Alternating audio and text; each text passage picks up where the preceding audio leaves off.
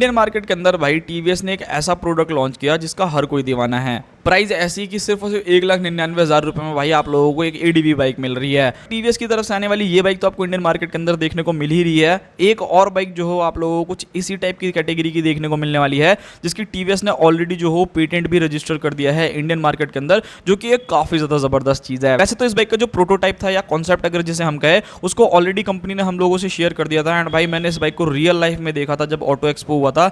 ये क्या जबरदस्त लग रही है भाई, मतलब सच बता रहा हूँ। जैसे आपने देखा होगा कि काफी लोग जो है इंडिया के अंदर sports bike, naked bike, ADV bike या स्क्रैम्बलर बाइक का जो चलन आप लोगों को देखने को मिल रहा है, बट ये मुझे लगता है ना कि एक और अलग चीज होने वाली है जो इंडियन मार्केट के अंदर काफी लोगों को पसंद आएगी।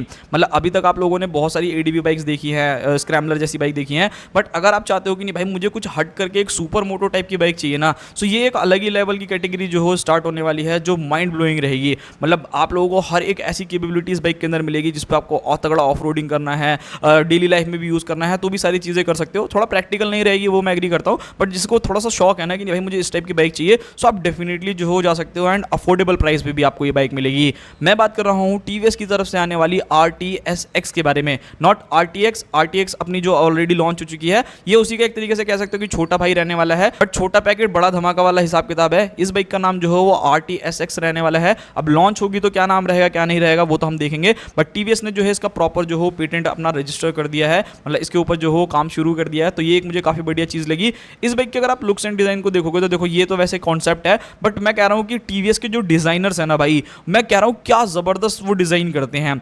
आप RTR 310 को देखो, RR 310 को देखो, इवन RTX को भी देखोगे ना, मतलब एकदम नेक्स्ट लेवल डिजाइनिंग जिसे कहते हैं ना, आई डोंट नो कहां से उठा के लेकर के आए हैं, बट डिजाइनिंग के मामले में तो भाई कहीं से कहीं तक पीछे नहीं रहने वाले। एंड इस बाइक के अंदर भी आपको जो डिजाइनिंग मिलेगी वो फेबुलस मिलेगी।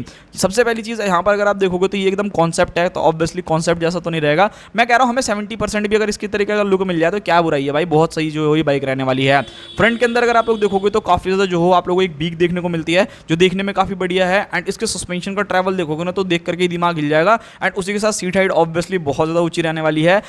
एवरेज अगर आपकी हाइट है 5.56 तो मुझे लगता है कि आपको भी स्ट्रगल जो करना पड़ सकता है। बाकी उसके ऊपर वाले बंदे रहेंगे तो वो कहीं ना कहीं जो है इस बाइक को मैनेज कर सकते हैं। यहाँ पर अगर मैं बात करता हूँ इस बाइक के लुक्स एंड डिजाइन के बारे में, तो वो बहुत जबरदस्त है। रियर में आपको टेल लाइट मिलता है। इवन इसका अगर आप एग्जॉस्ट देखोगे ना तो आपको देखने को ही नहीं मिल रहा होगा। मतलब एक होता है ना कि चलो अंडर बैली एग्जॉस्ट दिया, अंडर बैली एग्जॉस्ट भी नहीं है। इसका एग्जॉस्ट जो है भाई सीट के नीचे से निकल करके आ रहा है। एंड यहाँ से ये बाइक इतनी सुंदर लग रही है ना कि मैं क्या ही आप लोगों को बताऊं। इंजन के बारे में बात की जाए तो देखो इसके अंदर आपको न्यू वाला ही इंजन मिलेगा जो RTX के अंदर मिलता है, यानी कि 299 सीसी का single cylinder liquid cooled FI BS6 complaint engine, जो लगभग 35.5 bhp तक का maximum power and 28.5 Newton metre तक का टॉर्क जो जनरेट करने वाला है with a 6 speed gear box. So according to me this is very good, मतलब कोई दिक्कत नहीं है। एंड इस बाइक का ना अगर आप RTX से थोड़ा बहुत कंपेयर करोगे तो इसमें काफी ज्यादा आप लोगों को जो हो चीजें अलग भी देखने को मिलेगी। ऐसा नहीं कि RTX वाली चीजें जो इसके अंदर डाल दी जाएंगी, थोड़ी बहुत चीजें जो हो आपको चेंज मिलेगा। इंजन तो आपको मिल ही रहा है, बट और भी बहुत सारी चीजें जो हो चेंज मिलेगी। अच्छा, फीचर्स के बारे में बात करता हूं तो देखो अगर आप लोगों को चाहिए कि नहीं भाई मुझे फीचर लोडेड बाइक चाहिए, तब तो RTX आप लोगों के लिए बेस्ट है। उसके अलावा जो हो आप लोगों के लिए कोई ऑप्शन जो हो नहीं रहने वाला। बट अगर आप चाहते हो कि नहीं भाई मेरे को कम फीचर चलेंगे बट लुक्स जो है मेरे को यही वाली चाहिए, सो इस बाइक के अंदर अगर आप देखोगे तो ऑल LED सेटअप, मतलब टेल लाइट हो गया, इंडिकेटर हो गया, हेडलाइट्स हो गई, ये सभी चीजें जो हो वो LED मिलेगी। इस बाइक के अंदर जो आप लोगों को मीटर मिलेगा ना, वो थोड़ा सा आप लोगों को ऐसा लगेगा कि अबे इतना छोटा मीटर, इससे बड़ा तो मेरे एक्सट्रीम 125R में मिलता है। बट ठीक है भाई, कंपनी जो है ऐसा छोटा मीटर जो देती है लाइट वेट करने के लिए, ताकि आप अच्छे से ऑफ रोडिंग एंड बाकी सारी चीजें कर सको। सो इस बाइक के अंदर आपको बिल्कुल ही छोटा सा जो हो मीटर मिलेगा, जिसके अंदर आपको स्पीड्स के बारे में पता चल जाएगा, ABS VBS के बारे में आप लोगों को पता चल जाएगा। मतलब छोटी मोटी जो इन्फॉर्मेशन है वो सारी मिल जाएगी। बट हाँ, डिस्प्ले जो हो डेफिनेटली छोटी रहने वाली है। बाकी अदर फीचर्स देखोगे तो लाइक इस बाइक के अंदर आपको traction control, quick shifter, dual channel ABS, switchable ABS जैसे फीचर्स मिलेंगे। RTX के कंपैरिजन में कम रहेंगे। ये चीज तो आप लोगों को समझ करके चलनी पड़ेगी, तो वो चीज जो हो आप लोग देख लेना। बट डिजाइनिंग भाई मतलब टॉप लेवल है भाई। TVS मतलब भाई पता नहीं किसको हायर कर रखा है, लेकिन बहुत जबरदस्त चीजें जो है आप लोगों को ऑफर कर रहा है।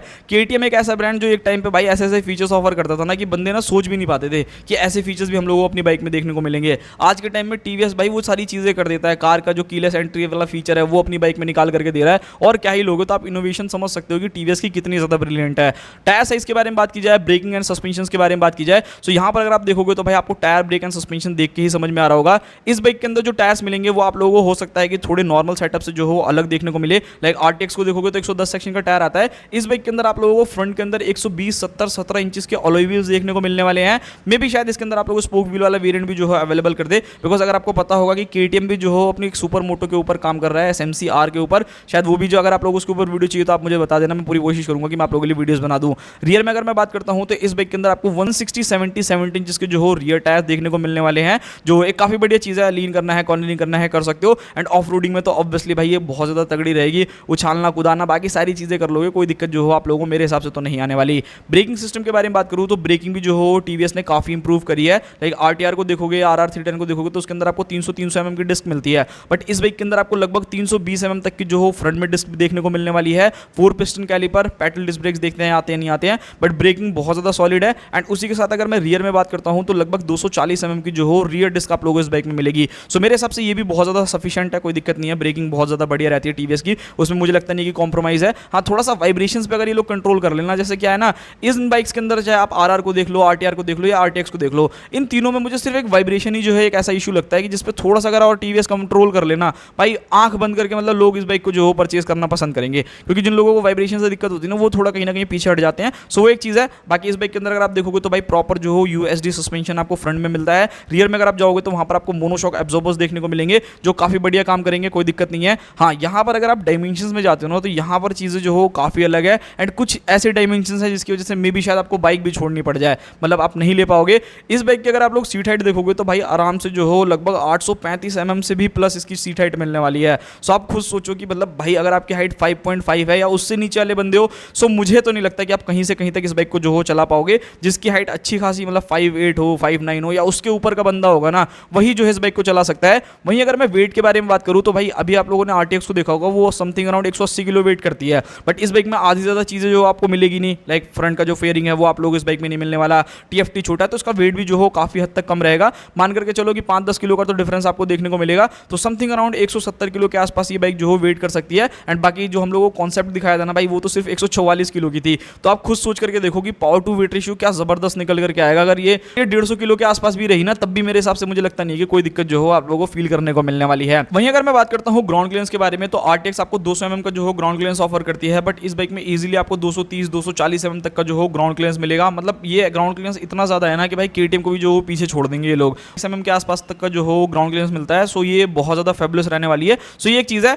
प्राइसिंग के बारे में बात करूँ तो देखो टीवीएस को भाई कभी भी कोई दिक्कत ही नहीं हुई, मतलब गवर्नमेंट ने जो हो प्राइसेस बढ़ा दिए 350 सीसी के ऊपर की बाइक्स पे। इनके पास तो 300 सीसी का इंजन है, तो इनको टेंशन लेने वाली बात ही नहीं है। सो इनकी बाइक जो हो कहीं ना कहीं आपको ठीक ठाक अफोर्डेबल लगेगी, समथिंग अराउंड 3 लाख रुपए तो मान करके चलना। अब देखते हैं इसके अंदर बीटीओ वाला वर्जन आएगा या सिर्फ एक बेस मॉडल एक टॉप मॉडल रखेंगे, वो तो भाई आने वाले टाइम में ही हम लोगों को पता चलेगा। लॉन्च डेट के बारे में बात करें तो 2026 भूल जाओ भाई, इसमें तो मुझे नहीं लगता कि आने वाला है। आरटीएक्स ऑलरेडी लॉन्च कर दिया है, अभी तो डिलीवरी नहीं दे पा रहे हैं, तो वो सारी चीजें भी उन लोगों को देखनी पड़ेगी। सो हो सकता है कि ये 2027 तक जो हो आप लोगों को इंडियन मार्केट के अंदर देखने को मिले। एंड फिलहाल इंडियन मार्केट के अंदर इस बाइक का कोई कॉम्पिटिशन नहीं है, सिर्फ और सिर्फ केटीएम की तरफ से आपको एक बाइक देखने को मिलेगी एसएमसी आर 350 सीसी के इंजन के साथ, शायद आप लोगों को मिले। सो अगर आपको उसके ऊपर वीडियो चाहिए तो उसके लिए आप मुझे कमेंट कर सकते हो। बाकी मिलते हैं किसी और नेक्स्ट वीडियो में। आई होप कि मैंने आप लोगों को प्रॉपर जो हो डिटेल दे दी होगी। मिलते हैं किसी और नेक्स्ट वीडियो में।